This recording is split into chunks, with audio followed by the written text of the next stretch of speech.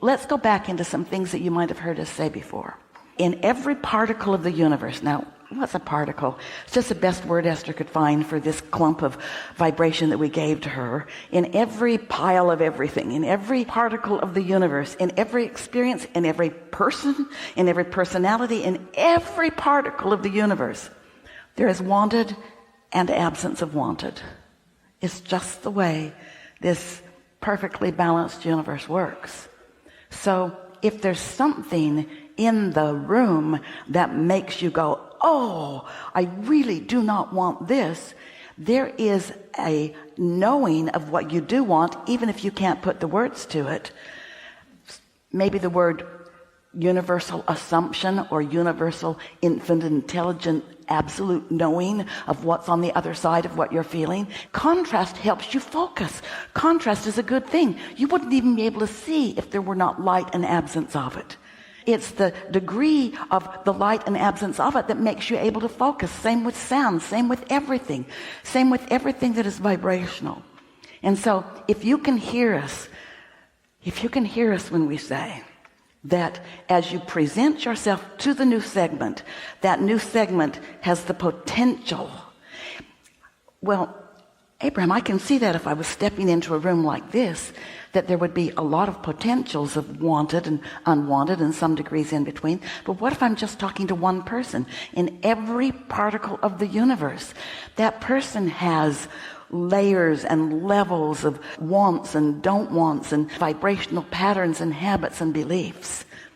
And so we don't want to make it sound complicated, because while you might be confused about how you feel because you're thinking a lot of thoughts about a lot of things and there's a lot going on and you got a lot coming into your inbox, your physical inboxes, your digital inboxes, your vibrational inboxes, your ear inboxes, you got a lot of things coming in that you're reacting to or responding to.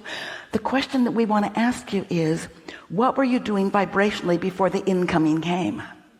And please understand that the incoming that came to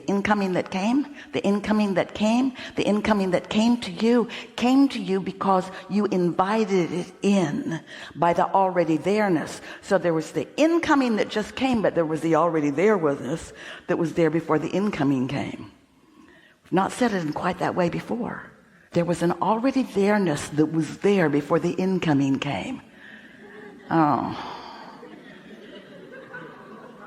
But once you know that for sure, and once you try to get out ahead of it by deliberately doing what you do, like you say you're doing when you're driving, when you realize that every segment has a different potential of combining.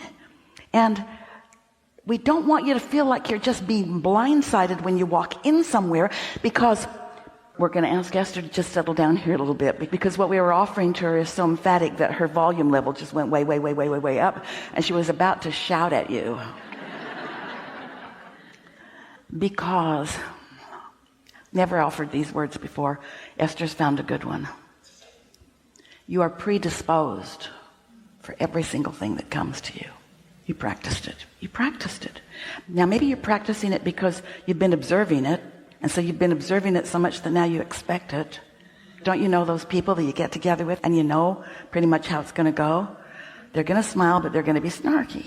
Or they're going to lay a whole lot of trouble on you over dinner. In other words, you kind of get, so you know. You want to call them personality traits. We call them vibrational tendencies. We call them vibrational point of attraction predispositions, because they've been practicing the thought of that. And the most important thing is, most people don't even know they're doing that. Most people aren't in touch with what they're offering vibrationally. And so here's this wonderful thing about the law of attraction. When you're offering vibrations and the law of attraction is coming, it comes and comes and comes and comes, and it becomes more emphatic and more emphatic and more emphatic. Like the better it gets, the better it gets, and the worse it gets, the worse it gets. Law of attraction is the basis of all of that. And so as things come and come and come and come and come and come and come, sometimes you don't even realize, you can't even identify it as something not wanted, or more important, if you could identify it as something that you're doing, until it manifests in a way that you have a reaction to it. So isn't it nice that you get to have life experiences? There are two ways to know what you're doing vibrationally. One of them is wait till it manifests, and then there it is. Snarky meets snarky. Or you can recognize snarky before you enter the room where potential of snarky is. Does this sound so strange you can't hear it, or did you get everything we said? That's really how it works. That's how it works. So are we expecting you to be tuned in, tapped in, turned on in every moment of the day? No. You'd like it better if you were, but you'd miss the contrast that helps you to define what you really want. You'd miss clarifying points that make you focus. Contrast is a valuable thing. Knowing what you don't want is a valuable thing, because when you know what you don't want, you launch a rocket of what you do want. When you know what you don't want, you know what you do want. And when you know what you do want, but you're not vibrationally matched to what you do want, even though what you do want is right there in the room, around the corner, or in the next conversation, or right there at your fingertips, you can't let it in, because you're more heavy on knowing what you don't want than in knowing what you do want, because you haven't practiced that as well, which is easy for us to say to you, because you haven't practiced work as well as you have drive to work. The way you described driving to work, we expected a wonderful thing to happen to you next, and when it didn't, we knew you walked into another segment where you had different expectations, mostly based upon what you usually find there. But what you usually find there isn't what you need to usually find there. It's just about what you've usually been finding there, because it's been what you have been predisposed to find. Esther remembers one of her earliest jobs. She was really young. She was so young she had to go to the youth division in the city. She couldn't go to where the older people went. She was so young she had to go to the youth placement to get this job. And when she got there, there was a very old woman training her. She was 28. And Esther remembers, I don't know, you're pretty old. And that girl had been there a while, and she knew everything that was wrong with that place, and mostly it was about Ted. He was the manager, and he didn't know, we're quoting this woman, Ted didn't know diddly squat about anything, but he was the head honcho that got to make all the decisions, and he spent all of his day, we won't bore you with the details, but Esther was introduced to Ted through the lens of someone who hated him. And Esther didn't know anything about him, and she didn't know anything about the law of attraction either, and she didn't know anything about this old lady either. But it didn't take very many days of this person going on and on and on and on and on about that before Esther started noticing what she was talking about. Yeah, I can see that. I can see that. I can see that. What Esther didn't know is that he was one of the most high-producing people in the whole company, that he was really considered to be of a great value to this corporation that was all over the world. What Esther didn't know is that he was the nicest dad ever. They had the cutest little kids. What Esther didn't know is that he was like a master gardener. And later, when she saw his yard, she was just knocked over by the care that he had. In other words, there was so much that weren't in the room when Esther got there, because the other lady that had been there hadn't activated anything lovely in the room about Ted, just bad feeling stuff. So Esther got off on the wrong feeling place foot with Ted. It took 2 years before Esther started appreciating Ted. 2 years of misunderstanding. Oh, wait, wasn't a misunderstanding. This other person wasn't wrong about anything she was saying.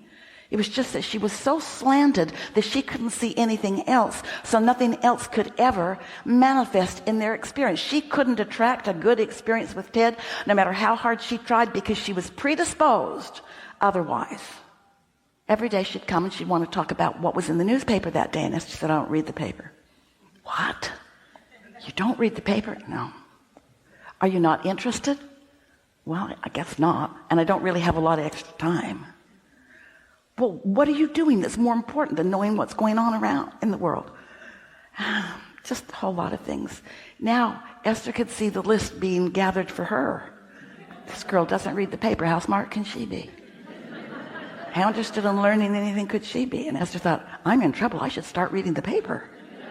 Tomorrow when I come, I'll have something from the paper to talk about, because I don't want to be misunderstood by someone who clearly at this old age knows so much more than I do. It's so easy to get sideways because most people are calibrating to the people around them, because it's easier to see them and hear them and smell them and taste them and touch them than it is to tune into your own guidance until you get an understanding of what your guidance is and how you tune into it. And then if you decide, before you walk into any new field where the law of attraction is activated like it always is, you'll be predisposed to activating the best possible things in that scenario. And after a little while, you start noticing that there's good things in every scenario, because in every particle of the universe there's wanted and unwanted, you see. Pretty clear, isn't it?